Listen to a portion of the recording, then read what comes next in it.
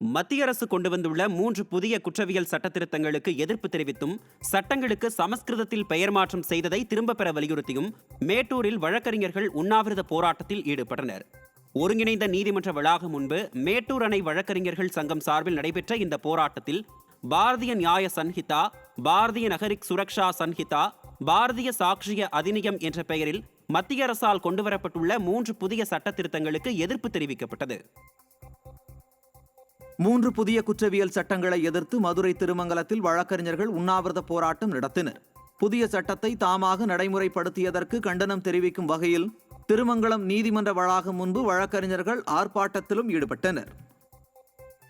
மத்திய அரசு கொண்டு வந்துள்ள புதிய சட்டங்களை எதிர்த்து அரியலூரில் வழக்கறிஞர்கள் 4வது நாளாக BSNL அலுவலகத்தை முற்றுகையிட்டு ஆர்ப்பாட்டம் நடத்தினர்.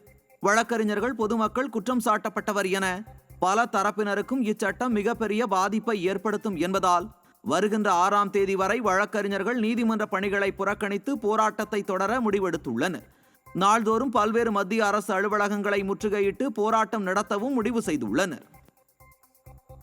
மத்திய அரசின் 3 புதிய குற்றவியல் திருத்த சட்டத்தை திரும்ப பெற வலியுறுத்தி ஆம்பூரில் வழக்கறிஞர்கள் போராட்டத்தில் ஈடுபட்டனர். ஆம்பூர் பார் அசோசியேஷன் தலைமையில் வழக்கறிஞர்கள் நீதிமன்றத்தில் இருந்து ஊர்வலமாக சென்று ரயில் நிலையத்தை முற்றுகையிட்டு போராட்டத்தில் ஈடுபட்டனர். சென்னை தண்டையார்பேட்டையில் புதன்கிழமையன்று பலத்த காற்றுடன் பெய்த மழையால் தகரம் விழுந்து 2 பெண்கள் உட்பட 4 பேர் காயமடைந்தனர்.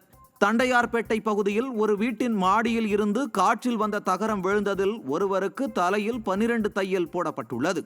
மற்ற 3 லேசான காயம் ஏற்பட்டது.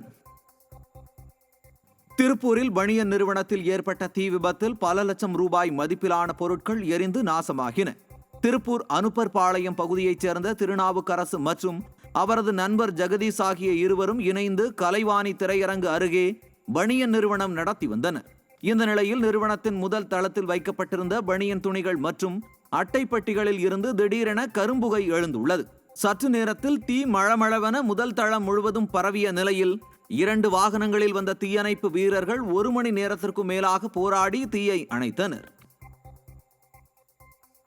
இலங்கை கடற்படையால் கைது செய்யப்பட்ட நாட்டுப்படகு மீனவர்களை விடுவிக்க நடவடிக்கை எடுக்க கோரி மீனவர்கள் காலவரையற்ற வேலைநிறுத்த போராட்டத்தில் ஈடுபட்டிருந்த நிலையில் அதிகாரிகள் பேச்சுவார்த்தை நடத்திய நிலையில் விடியா திமுக அரசுக்கும் மத்திய அரசுக்கும் 1 நாள் மட்டும் கெடு விதித்து போராட்டத்தை ஒத்திவைத்துள்ளனர்.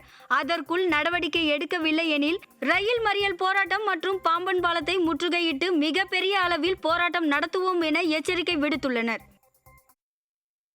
பாம்பன் தங்கச்சிபுரம் நம்புதாலை பகுதிகளைச் சார்ந்த 4 நாட்டுப்படகுகளும் 25 மீனவர்களும் கடந்த 1ஆம் தேதி இலங்கை கடற்படையால் பிடித்து செல்லப்பட்டிருக்கிறார்கள். இந்த நடவடிக்கை என்பது எங்களுக்கு மிகவும் அதிர்ச்சி அளிக்கக்கூடிய ஒன்றாக உள்ளது.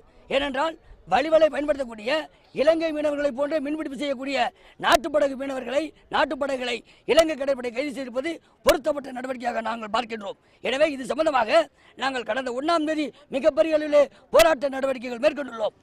இந்த நேரத்திலே கடந்த 3 தினங்களாகிலும் இது விஷயத்தில் மத்திய மாநில அரசுகள் உரிய நடவடிக்கை எடுக்க தவறுகிறதாகவே நாங்கள் கருதுகின்றோம். சேலம் மாவட்டம் நரசிங்கபுரம் ஊராட்சியில் பணியாற்றும் தூய்மை பணியாளர்களுக்கு முறையான சம்பளம் மற்றும் பாதுகாப்பு உபகரணங்கள் வழங்கப்படுவதில்லை என கூறி நகராட்சிகளின் மண்டல நிர்வாக இயக்குநர் அலுவலகத்தில் தர்ணா போராட்டத்தில் ஈடுபட்டனர். பணியின் போது பாதுகாப்பு உபகரணங்கள் வழங்குவதில்லை என்றும் கடந்த 3 மாதங்களாக முறையாக சம்பளம் வழங்காததால் கடும் அவதியடைந்துள்ளதாக தெரிவித்துள்ளனர். விடியா ஆட்சியில் தூய்மை பணியாளர்கள் தொடர்ந்து வஞ்சிக்கப்படுவதாகவும் குற்றம் சாட்டினர். ஒரு டைம் எங்களுக்கு சம்பளம் போடுறது, அது நாங்கள் போராடி நின்று அரை நேர வேலை 1 நேர வேலை இப்படியெல்லாம் போய் தான் நாங்கள் நின்று தான் 20 தேதி 25 தேதி 3 மாதத்துக்கு அப்புறம் சம்பளம் போடுறாங்க. இதனால எங்களுக்கு ரொம்ப வறுமையில் இருக்கோம், கஷ்டத்தில். 3 மாதம் ஆயிடுச்சுங்க. 2 மாதம் முழுசா முடிஞ்சிருச்சுங்க. இப்போ 3ஆவது மாதத்துக்கு இன்னைக்கு தேதி 3 ஆயிடுச்சுங்க. ஆமாங்க. பாதுகாப்பு உபகரணங்கள்லாம் எங்களுக்கு இது வரைக்கும் ஹெல்த் கேர் எடுத்ததுலேருந்து ஒரே ஒரு டைம் ஒரு கை கிளவுஸ் கொடுத்தாருங்க. ஒரு கோட் நரசிம்மபுரம் நகராட்சின்னு நேம் போட்டு ஒரு கோட் கொடுத்துருக்காங்க, ஓவர் கோட். அவ்வளோதான், வேறு எதுவுமே கிடையாது. திண்டுக்கல் அருகே சிங்காரக்கோட்டை தொடக்க வேளாண்மை கூட்டுறவு வங்கி ஊழியர்கள் மோசடியில் ஈடுபடுவதாக பொதுமக்கள் குற்றம் சாட்டியுள்ளனர். சிங்காரக்கோட்டை தொடக்க வேளாண்மை கூட்டுறவு வங்கியில் அப்பகுதி மக்கள் தங்களின் தேவைக்கேற்ப பணத்தை பெற்று அதற்கு வட்டி கட்டி வந்துள்ளனர். இந்த நிலையில் குப்பிநாயக்கன்பட்டியைச் சேர்ந்த இளைஞர் ஒருவர் 4.5 சவரன் நகையை 50,000 ரூபாய்க்கு அடகு வைத்து பணம் வாங்கியுள்ளார். ஆனால் அவர் வாங்கிய தொகையை விட 75,000 ரூபாய் கூடுதலாக அவரது வங்கிக் கணக்கில் இருந்து எடுக்கப்பட்டதாக தெரிகிறது. அதேபோல் 50க்கும் மேற்பட்டோரிடம் கையொப்பமின்றி வங்கி ஊழியர்கள் மோசடியில் ஈடுபட்டுள்ளதாக பாதிக்கப்பட்டவர்கள் குற்றம் சாட்டியுள்ளனர். விஜயலட்சுமின்றப்பல ஒரு 6 மாதத்துக்கு முன்னாடி ஒரு 50,000 ரூபாய்க்கு நகை அடை வச்சிருக்கு.